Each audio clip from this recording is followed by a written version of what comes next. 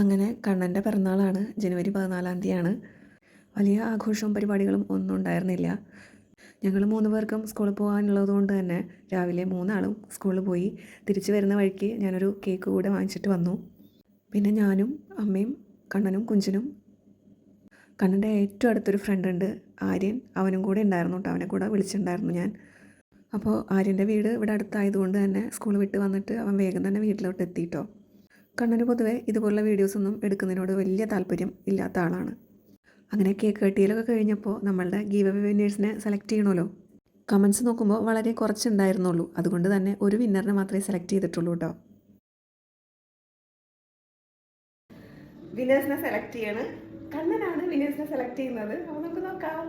ഈ കുട്ടി ഇങ്ങനെ നിൽക്കുന്നത് കുട്ടിക്ക് വീഡിയോയിലൊന്നും വരാൻ തീരെ താല്പര്യമില്ലാത്ത കുട്ടിയായതുകൊണ്ടാണ് കേട്ടോ. അപ്പം ഞാൻ നിർബന്ധിച്ച് പിടിച്ച് വലിച്ച് കൊണ്ടുവന്നുകൊണ്ടാണ് ഇപ്പം ഇങ്ങനെ നിൽക്കുന്നത്. നമുക്ക് എന്തായാലും വിന്നേഴ്സിനെ സെലക്ട് ചെയ്യാം. അപ്പോൾ ആ ഒരു പ്രോസസ്സിലോട്ട് പോവുകയാണ്. അപ്പോൾ ഇതായിരുന്നു ഞാൻ അന്ന് ഇട്ടിട്ടുണ്ടായിരുന്ന വീഡിയോ. ഈ വീഡിയോ ഏതാണ്ട് 2200 പേര് വാച്ച് ചെയ്തിട്ടുണ്ട്. അതിൽ എനിക്ക് കമൻറ്റ് ചെയ്തത് 107 പേരാണ്.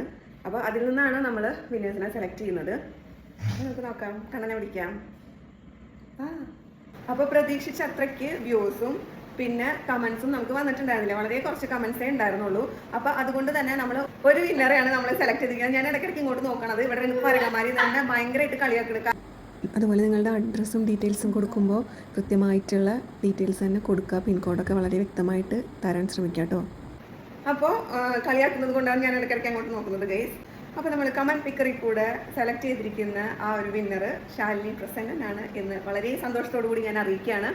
അപ്പോൾ എനിക്ക് നിങ്ങളുടെ ഡീറ്റെയിൽസ് വേണം. അതിനായിട്ട് അതായത് അഡ്രസ്സ് വേണം. എനിക്ക് ഈ സംഭവങ്ങളൊക്കെ ഗീവ് അവേ ഒക്കെ അയച്ചു തരണ്ടേ. അതിനായിട്ട് നിങ്ങളുടെ അഡ്രസ്സ് എനിക്ക് വേണം. അപ്പോൾ അതുകൊണ്ട് എനിക്ക് മെയിൽ ചെയ്യാം. എൻ്റെ മെയിൽ ഐ ഡി ഞാൻ എൻ്റെ യൂട്യൂബ് ചാനലിൽ കൊടുത്തിട്ടുണ്ട്. അപ്പോൾ അതിലേക്ക് മെയിൽ ചെയ്യാം. ഓക്കെ, ടാറ്റാ.